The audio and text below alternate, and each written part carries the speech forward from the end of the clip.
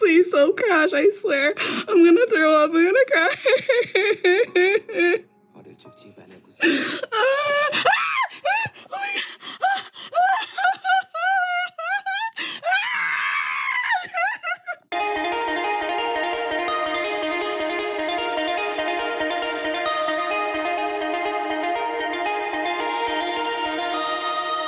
Well, if it isn't Miss Katie entering her YouTuber era, jumping on another platform yet again, yes, and what about it? So I decided to take the jump and open a YouTube channel to talk about K-pop in a critical lens. Sounds fun, but honestly, it's because I'm still unemployed with absolutely no leads or offers because this job market sucks and there's a recession, like, oh my god. Anyways, I have to use my big fat media degree somehow, so I'm here, besties. Before we get to that though, I wanted to test the waters with this by doing something super innocent, like buying K-pop concert tickets. So there's a lot of videos out there that kind of explains how to grab tickets, but there hasn't been one that's as comprehensive from the moment the tour gets announced to you actually getting tickets. For context, I have been attending K-pop concerts regularly since 2018, ranging from small little theaters to big stadiums, and it can definitely be a struggle. I'm known amongst my friends and family for attending way too many live shows, and it's to the point where I've become an expert on getting tickets. Weird flex, I know. So I shall bestow to you this knowledge in which you can share amongst your friends and family so that you can spend less time yelling at Ticketmaster on Twitter and more time screaming, crying, and throwing up at these shows.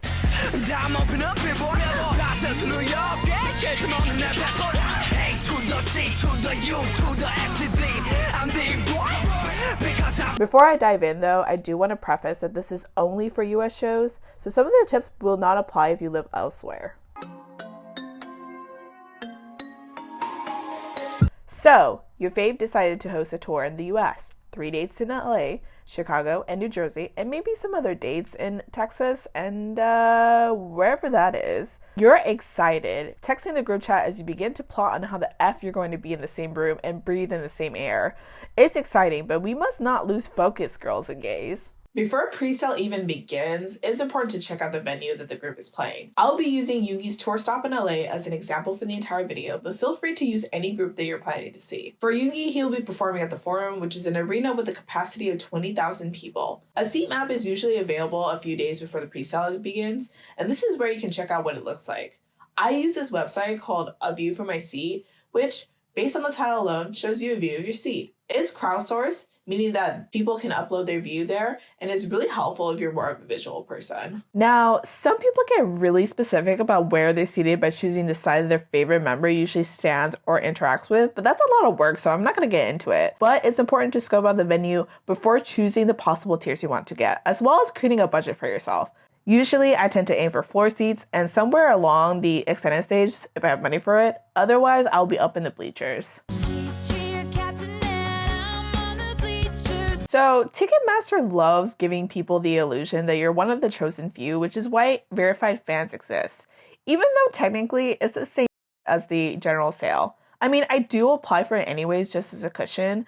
When the announcement goes up, you can go to the group's tour page and sign up for the verified fans pre-sale by putting your name, email, phone number, and the date you're planning to go. Once you confirm, it will send you a confirmation email and the date you're supposed to hear back. Pretty simple, but you should never rely on it solely because membership, as much as I hate it, is the best way to go. It does cost money for the most part, maybe $20 to $25 per year, which honestly is a pretty good investment. Hell, you probably pay more for Prime or Netflix. For Weverse, you just buy it under the membership tag, as if you're buying merchandise, and you definitely do not. For artists in the Weverse platform, you do have to apply for the pre-sale through the app, or else it will send you to a doom pit that is the waitlist. This is how Ticketmaster knows that you're a member of the fan club. Not sure why though, because they do ask for your membership ID. If you do need a tutorial, let me know in the comments and I'll be more than happy to do it. After that, make sure to apply for the membership's tour page via Live Nation. Typically, the Weverse post itself would have all the links available, but make sure to do all the steps or else you're going to be waitlisted due to some verification error. And now we wait for the email. Ticketmaster usually sends this email the day before the membership pre-sale, more specifically around 3 to 3:30 Pacific time if you're guaranteed a spot. Don't fully freak out though. Some people tend to get the pre-sale code after. Once you get that, you should be able to get a text or another email with the code. Make sure to save it, print it on top of your messages, copy in the notes, make sure it's really easy for you to find because it's going to be very important for you to get that code when you get into the thing. So, it's pre-sale day. What the hell are we gonna do now? Well, besties, we're gonna buy the tickets, of course. Before the pre-sale begins, make sure you already save your card info. I can't even emphasize how many times people have timed out during their checkout process because they didn't enter their card fast enough because they're too busy looking for their wallet somewhere in their room. You want to make this painful experience happen as fast as possible, so why slow it down? When should you join the queue? Definitely before the pre-sale begins, maybe a good hour before. If there's multiple stops a days, it's highly recommended to have them all open on your computer or your phone or your tablet, any type of device that has an internet connection you can use. If you're smart, you probably will already copy the code on all the platforms and made sure you're in a place with the fastest connection possible. For me, I actually paid extra to get faster internet, but to be fair though, I do not only use that for concert tickets, so do what you will. Go to a coffee shop, go to like someone's house with like the best internet, whichever is best for you. Now, the debate on whether or not to refresh the page when the queue opens, it honestly really depends. Some say don't, while others say why not. I'm definitely team refresh though, because I'm impatient as hell. It doesn't matter really since your queue ID has already been generated the moment you went to the next page. Then it's a matter of time before you get it. Now, at this point in time, you're probably wondering, how long does it take for a venue to sell out? Well, for a show like yoongi's, it's pretty fast. My rule of thumb is to always stay in the room for at least an hour until you find your tickets. Of course, it's easy to panic when everything starts graying out, but it's not really over until it's over. Sometimes tickets go back on sale later in the hour or even later in the day. Tip on snagging those tickets fast, have a budget in mind and change the price range. Deselect the platinum tickets to avoid accidentally buying $800 nosebleed tickets and aim for the area that you want to sit the most. For me, I wanted to sit in the nosebleeds in the middle, so I did just that. After that is pressing as fast as possible until it loads to the next screen.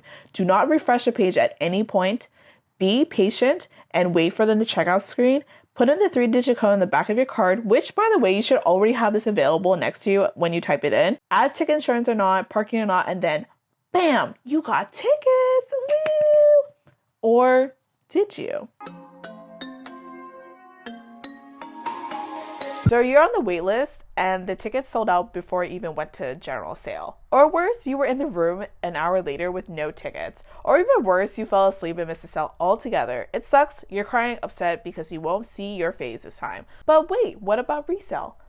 Resale. It's ripe with two different types of people. Scalpers who got the coveted tickets with bots, or scammers who steal other people's screenshots and try to sell them on like Twitter, Instagram, or Facebook Marketplace. Here are some of the tips to not get scammed and bamboozled. Number 1, PayPal goods and services is the best option. Yes, you're more likely to spend more money because of the fees, but in the event that you get scammed, PayPal does provide a buyer's protection so you can recuperate the money back. Number 2, if you're buying from a friend or a friend of a friend, you could do Venmo as well. You would have to really trust this person though, that they will be sending you the tickets. Number 3, ask for proof. They prove the tickets exist by screen recording their phone. What I used to do was begin recording when the screen is on the chat, exit out of the tab into the Ticketmaster app, and then open the ticket in question before ending the recording. Make sure this video is in high definition.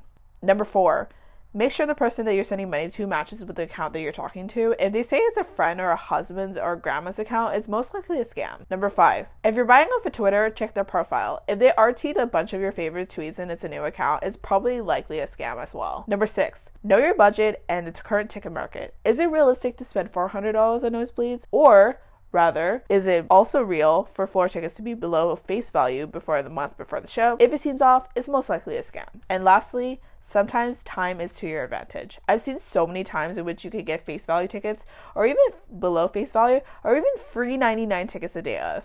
If you're super unhinged and committed, you can definitely get these tickets just like that by being at the venue. Sometimes the box office opens in which you can get tickets there, or even there's still scalpers available that are still trying to sell a ticket to you, or even security who could be a real homie and straight up just like try to sneak you into the venue. I definitely do not know the people who did that for PTLA. And there you have it. I hope this is helpful, and if you liked the video, please give it a like and subscribe to the channel. I hope to see you guys in the next one when I'm a little bit more serious.